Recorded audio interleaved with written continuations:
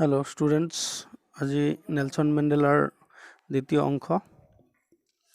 A few moments later, we all lifted our eyes in awe as a spectacular array of South African jets, helicopters, and troop carriers roared in perfect formation over the Union buildings. It was not only a display of pinpoint precision and military force, but a demonstration of the military's loyalty to democracy, to a new government that had been freely and fairly elected only moments before.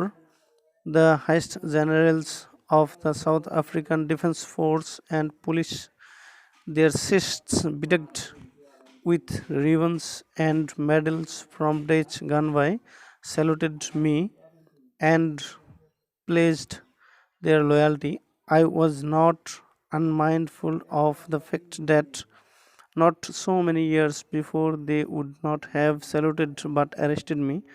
Finally, a chevron of Impala jets left a smoke trail of the black, red, green, blue, and gold of the new South African flag. অসমীয়া অৰ্থখিনি কেইমুহূৰ্তমান আগতে আমি সকলোৱে ভয়তে দক্ষিণ আফ্ৰিকাৰ jet হেলিকপ্টাৰৰ জাক জমকীয়া শাৰী আৰু সৈন্যৰ বন্দুকৰ গৰ্জনলৈ চকু উঠাইছিলোঁ।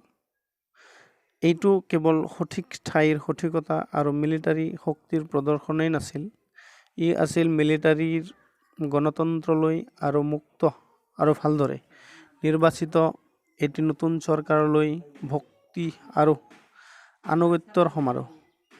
মাত্ৰ কেইমুহূৰ্তমান আগেয়ে দক্ষিণ আফ্ৰিকাৰ প্ৰতিৰক্ষাৰ আৰু পুলিচ বাহিনীৰ উচ্চ স্তৰৰ সেনাপতি, যিসকলৰ বুকু ফিতা আৰু পদকেৰে বিভূষিত হৈ আছিল, সেইসকলে মোক নমস্কাৰ কৰি আনুগত্যৰ শপত লৈছিল। সত্য কথাটোৰ প্ৰতি মই সজাগ নোহোৱাকৈ নাছিলোঁ যে অলপ কেইবছৰমান আগেয়ে তেওঁলোকে মোক নমস্কাৰ কৰা নাছিল, বৰঞ্চ মোক বন্দীহে কৰিছিল। অৱশেষত ইম্পালা জেটৰ এটি ভি আকাৰে নতুন দক্ষিণ আফ্ৰিকাৰ কলা, ৰঙা, সেউজীয়া, নীলা আৰু সোণালী ৰঙৰ পতাকাৰ এটি ধোঁৱাৰ পটি এৰিছিল। এই পেৰাগ্ৰাফটোত আমি মনোযোগ দিবলগীয়া চেণ্টেন্স হ'ল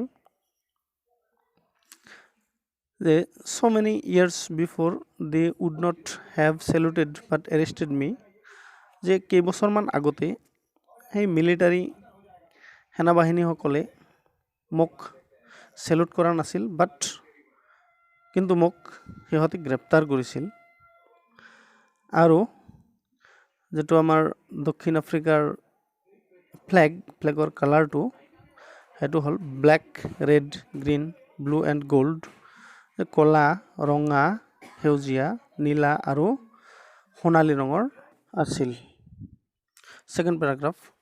The day was symbolized for me by the playing of our two national anthems and the vision of whites singing Nkosi Africa and blacks singing Dice Them, the old anthem of the Republic.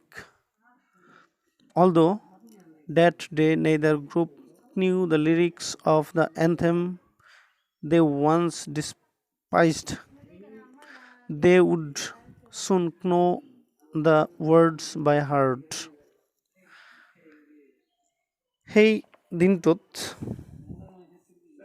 বগা মানুহবোৰে এনকজি চিকেলেল Africa আৰু কলা মানুহবোৰে প্ৰজাতন্ত্ৰৰ পুৰণি সংগীত ডাইষ্টেম, এই দুটা ৰাষ্ট্ৰীয় সংগীতৰ পৰিৱেশনেৰে দিনটো মোৰ বাবে প্ৰতীকধৰ্মী কৰি তুলিছিল।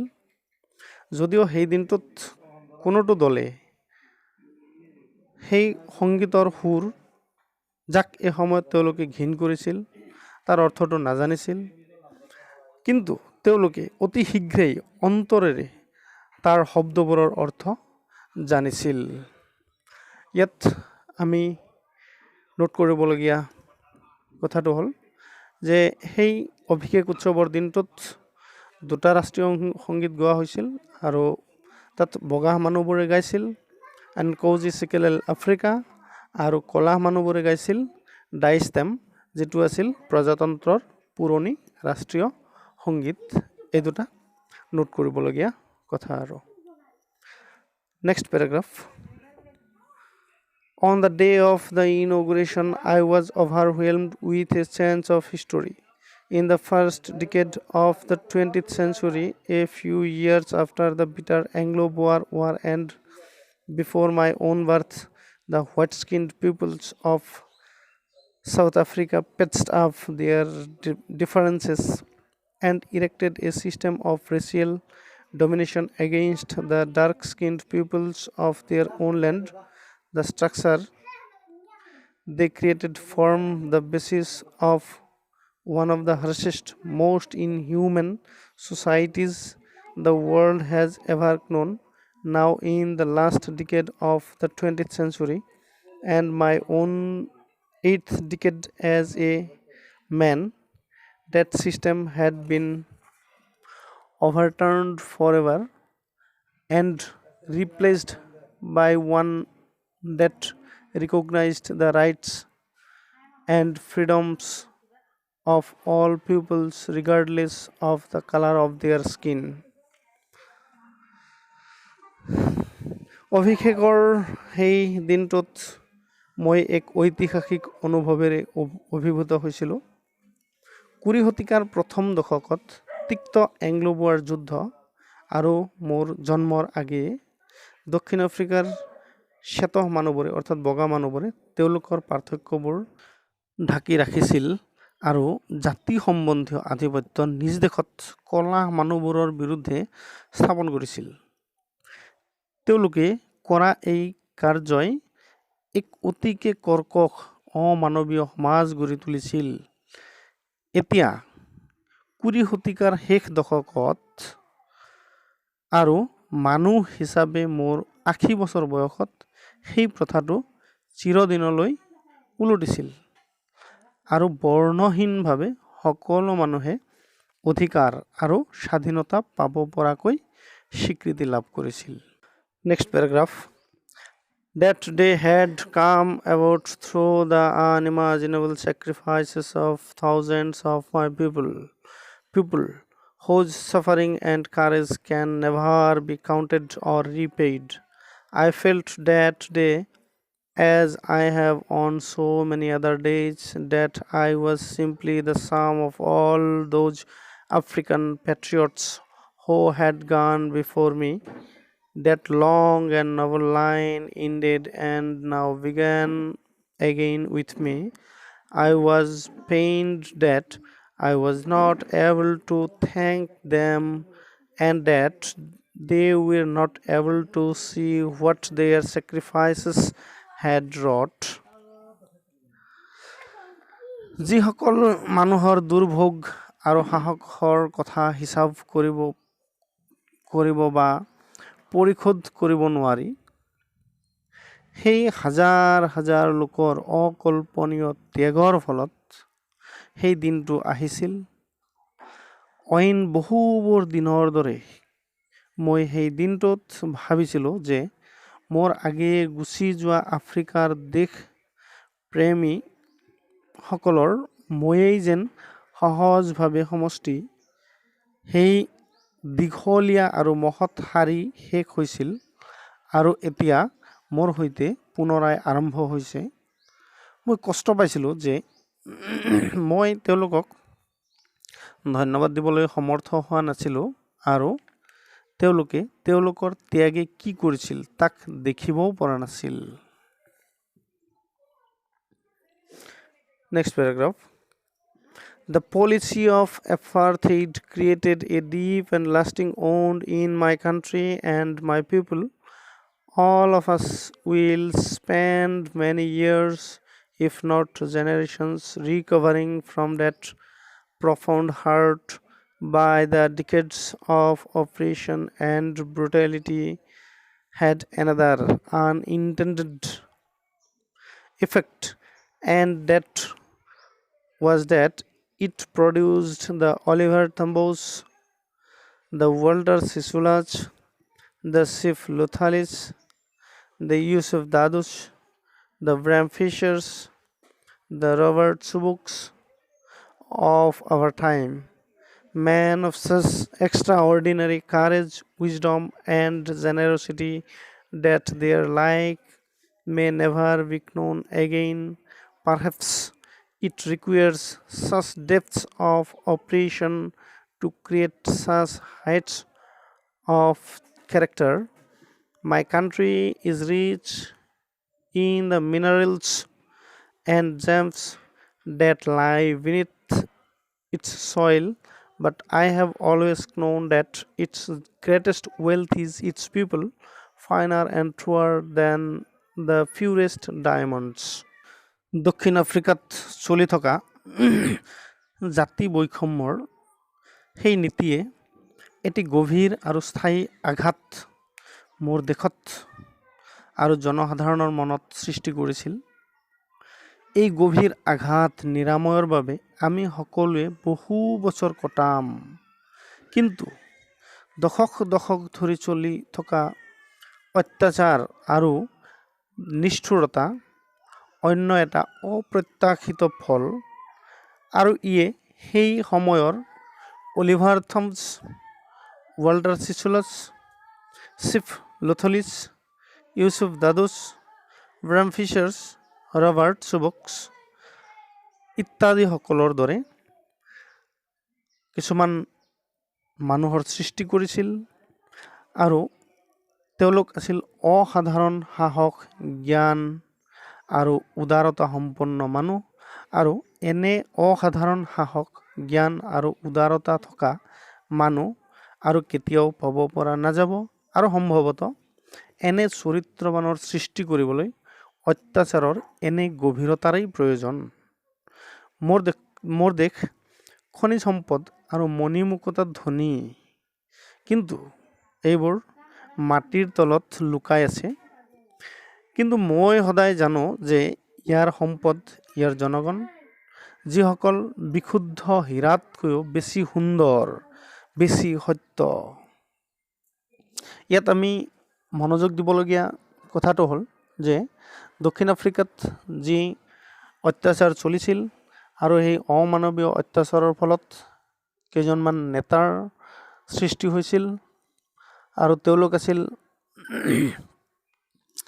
Oliver Thomas, the Walter Sisulu, Chief Luthuli, Yusuf Dadoo, আৰু ব্ৰাম ফিচাৰ্ছ আৰু ৰবাৰ্ট চুবক্স। এওঁলোকৰ নাম আমি সাধাৰণতে মুখস্থ কৰি থোৱাটোৱে ভাল। Next paragraph. It was from these comrades in the struggle that I learned the meaning of courage. Time and again, I have seen men and women risk and give their lives for an idea. I have seen men stand up to attacks and torture without breaking, showing a strength and resilience that defies the imagination. I learned that courage was not the absence of fear, but the triumph over it.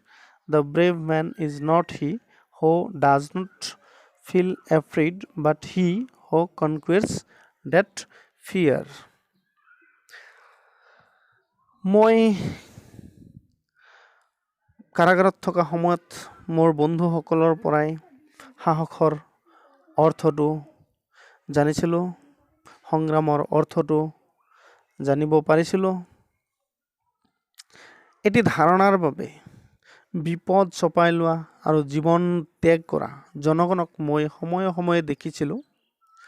মই মানুহে আক্ৰমণ আৰু অত্যাচাৰৰ বিৰুদ্ধে ভাঙন নোহোৱাকৈ থিয় দিয়াও দেখিছিলোঁ।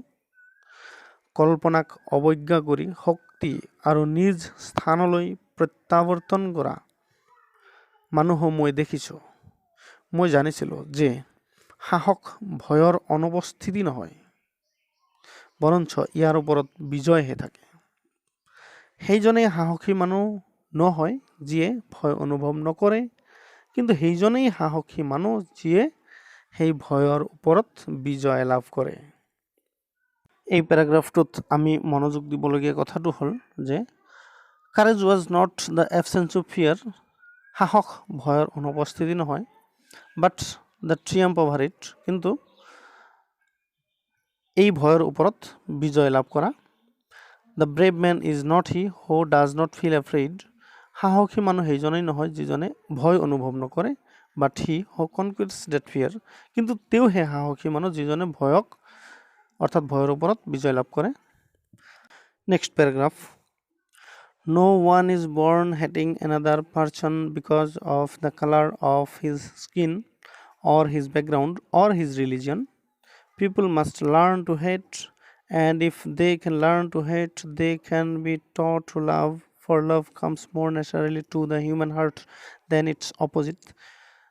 Even in the grimmest times in prison, when my comrades and I were pushed to our limits, I would see a glimmer of humanity in one of the guards, perhaps just for a second, but it was enough to reassure me and keep me going.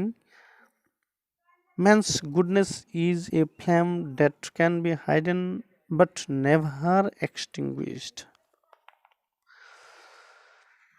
কোনো মানুহেই ছালৰ ৰং বা পশ্চাৎপদ অৰ্থাৎ background বা ধৰ্মৰ বাবে অইন কোনোবাক ঘৃণ কৰিবলৈ জন্মগ্ৰহণ কৰা নাই। মানুহে ঘৃণ কৰিবলৈ শিকিব লাগিব, আৰু যদিহে তেওঁলোকে ঘৃণ কৰিবলৈ শিকিব পাৰে, তেওঁলোকক ভাল পাবলৈও শিকাব পাৰি, কাৰণ ভালপোৱা মানৱ অন্তৰলৈ বেছি প্ৰাকৃতিকভাৱে আহে। আনকি কাৰাগাৰৰ ভয়ংকৰ সময়খিনি যেতিয়া মোক আৰু মোৰ বন্ধুবৰ্গক সীমাৰ বাহিৰলৈ ঠেলি দিয়া হৈছিল, মই পহৰাদাৰীবিলাকৰ এজনৰ ভিতৰত বা এজনত সম্ভৱতঃ এক ছেকেণ্ডৰ বাবে মানৱতাৰ ধিমিক ধামাক পোহৰ দেখিবলৈ পাইছিলোঁ, কিন্তু ই মোক পুনৰ নিশ্চয়তা দিয়াৰ আৰু কামত লাগি পৰাৰ বাবে যথেষ্ট আছিল। মানৱ মহত্ব একুৰা জুই, যাক লুকুৱাই ৰাখিব পৰা যায় কিন্তু কেতিয়াও নিৰ্বাপিত কৰিব পৰা নাযায়। অৰ্থাৎ মানুহৰ যি মহত্ব বা মানুহৰ গুণাগুণ, সেইটো একুৰা জুইৰ সদৃশ, যাক লুকাই ৰাখিব পৰা যায় কিন্তু কেতিয়াও নুমুৱাই দিব পৰা নাযায়।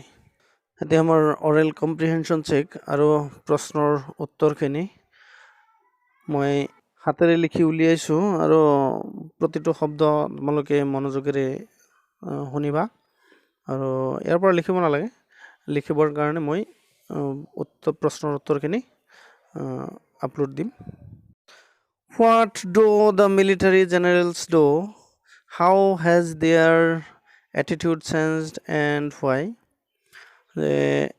মিলিটাৰী জেনেৰেলসকলে কি কৰিছিল আৰু তেওঁলোকৰ মনোভাৱ কেনেদৰে চেঞ্জ হৈছিল আৰু কিয় চেঞ্জ হৈছিল? এনচাৰটো: The military generals had not saluted Mandela before they got liberty, rather they had arrested him.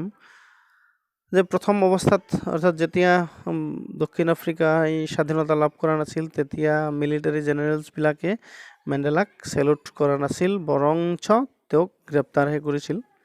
After freedom, their attitude changed and they saluted Mandela and pledged their loyalty to him. Thus their attitude changed. স্বাধীনতা পোৱাৰ পিছত সেই military জেনেৰেলসকলে কিন্তু Nelson মেণ্ডেলাক salute কৰিছিল, আৰু Nelson মেণ্ডেলাক সিহঁতে বহুতো সন্মান জনাইছিল, আৰু সেই ৰাজতন্ত্ৰৰ প্ৰতি তেওঁলোকে শপত গ্ৰহণ কৰিছিল, আৰু এনেদৰেই এওঁলোকৰ মনোভাৱ চেঞ্জ হৈছিল। Mandela became the first black president of South Africa, and so they saluted him and promised loyalty to the democracy of South Africa. মেণ্ডেলাই দক্ষিণ আফ্ৰিকাৰ প্ৰথমজন কৃষ্ণাংগ ৰাষ্ট্ৰপতি হৈছিল, আৰু তাৰ বাবে সেই মিলিটাৰী জেনেৰেলসকলে সেই গণতন্ত্ৰৰ প্ৰতি শপত গ্ৰহণ কৰিছিল। Question number 2. Why were two national anthems sung? যে সেই দিনটোত কিয় দুটা ৰাষ্ট্ৰীয় সংগীত গোৱা হৈছিল? Answer to symbolize equality. Both the whites and the blacks sang two national anthems. The songs were sung on the day of the inauguration. সেই দিনটোত কলা মানুহ আৰু বগা মানুহবোৰে পৃথকে পৃথকে দুটা ৰাষ্ট্ৰীয় সংগীত গাইছিল কাৰণ সেই দিনটোক প্ৰতীক ধৰ্মী কৰাৰ বাবে আৰু সমতা স্থাপনৰ কাৰণে আৰু সেই সংগীতবোৰ সেই অভিষেক উৎসৱৰ দিনটোতেই গোৱা হৈছিল। Question number 3. How does Mandela describe the systems of government in his country? One, in the first decade, and second, in the final decade of the 20th century. মেণ্ডেলাই তেওঁৰ দেশৰ চৰকাৰৰ ব্যৱস্থা কেনেদৰে বৰ্ণনা কৰিছিল? প্ৰথম, in the first decade অৰ্থাৎ বিংশ শতিকাৰ প্ৰথম দশকত আৰু বিংশ শতিকাৰ ফাইনেল দশকত। Answer 1. The whites created a system of racial government in the first decade of the 20th century. They dominated blacks. অৰ্থাৎ বগা মানুহবোৰে এই বিংশ শতিকাৰ প্ৰথম দশকত এটা জাতিগত চৰকাৰ ব্যৱস্থাৰ প্ৰৱৰ্তন কৰিছিল আৰু সেই বগা মানুহবোৰে কলা মানুহবোৰক দমন কৰিছিল। 2. That system was overturned in the final decade of the 20th century. The people could get the rights and freedom regardless of the color of their skin. আৰু বিংশ শতিকাৰ ফাইনেল দশকত অৰ্থাৎ 9 দশকত সেই ব্যৱস্থাটো সম্পূৰ্ণৰূপে উলটি গৈছিল আৰু জনসাধাৰণে দক্ষিণ আফ্ৰিকাৰ জনসাধাৰণে বৰ্ণহীনভাৱে অধিকাৰ আৰু স্বাধীনতা পাবলৈ সমৰ্থবান হৈছিল। Question number 4. What does courage mean to Mandela? মেণ্ডেলাৰ মতে courage অৰ্থাৎ সাহস মানে কি? Answer Mandela means that courage is not the absence of fear but the triumph over it. A courageous man is he who conquers fear.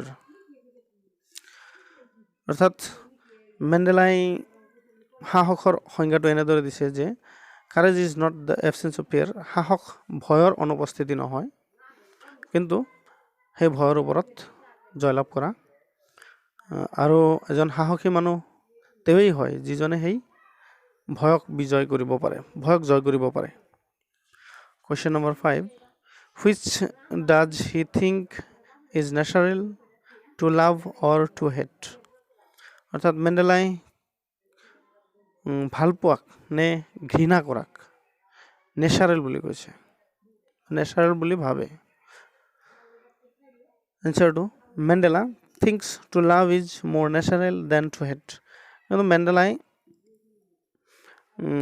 Two লাভ অৰ্থাৎ ভাল পোৱাটোকেই বেছি প্ৰাকৃতিক বুলি ভাবে ঘৃণা কৰাতকৈ। ধন্যবাদ। পৰৱৰ্তী ভিডিঅ' পাবলৈ চেনেলটো লাইক, কমেণ্ট, শ্বেয়াৰ আৰু ছাবস্ক্ৰাইব কৰক। ধন্যবাদ।